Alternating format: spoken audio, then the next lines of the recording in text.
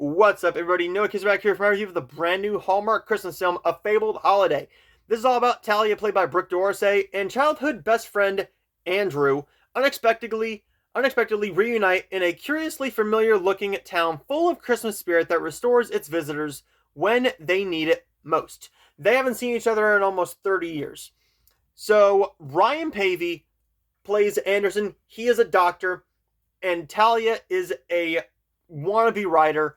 She runs a bookstore. They end up going to this magical inn, and that's all I'm going to say.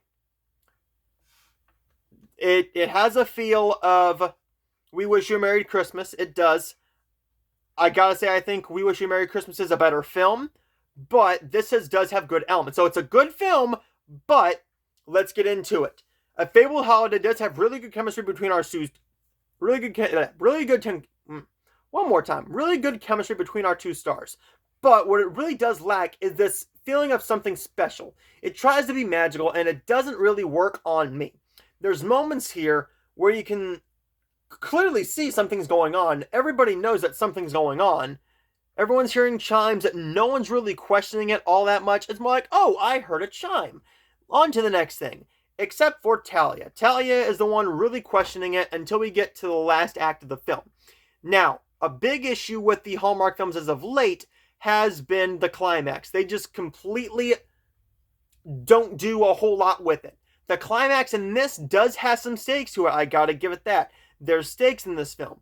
But there's also another issue here. The big climax between our two love interests is completely just thrown out the window. But we also have another issue. The issue that I have most with this film is, one, there's not a whole lot of magic for this in me. I didn't love this film as much as everybody else did, but there's another issue. They kind of just throw away this romance story. Well, I see, I shouldn't say throw away. They add in a couple different storylines here.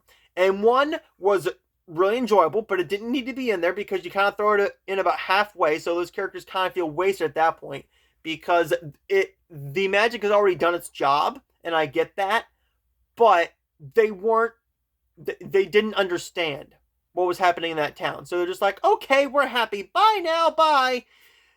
The Fabled Holiday does have another thing here that I gotta say about it, but this is a good thing. The good thing is it's better than I expected it to be. But it does start to drag, and I feel like it starts to drag just a little bit more than it should in the last act, particularly within the last 15 minutes. And at that point, you should be trying to wrap it up. It started to feel like it was being wrapped up. 7 minutes to go, I'm like, okay, you got a little too much to do within these 7 minutes. Try and pick up your pace here, and it does. But it's just a film that I cannot recommend wholeheartedly as a go out and see it now film, like I did Ryan Pavey's A Timeless Christmas or Brooke Dorsey's Wedding of a Lifetime. But this is about on pace with Coyote Creek Christmas, and maybe not as good as Christmas at the Plaza, but I have not seen Hope at Christmas, so I can't say a whole lot about that. But with what we got from Ryan Pavey earlier this year, I say this is a bit of a step up. I did not really love Two Tickets to Paradise, but I enjoyed it enough to give it a 3.5 out of 5. But this is an actor that I'm willing to give a lot more chances, because Ryan Pavey, no matter what he does here, he always has charm, and he always tries to make the best of his chemistry. And him and Brooke do have a tremendous bit of chemistry here, but they don't build this romance enough for me to really get enticed to want to see this film over and over and over again. Don't get me wrong, I will buy this DVD when it comes out next year because we know we're going to get it, but is it going to be as good as everything else that we've gotten this year? No. This is pretty much a decent little film, but not one of the best ones of the year.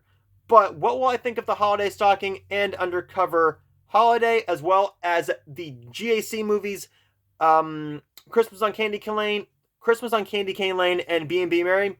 See you guys later this week for those reviews. See you guys next time. I'm going to end up giving a Fabled Holiday a B-. I will tell you guys next time.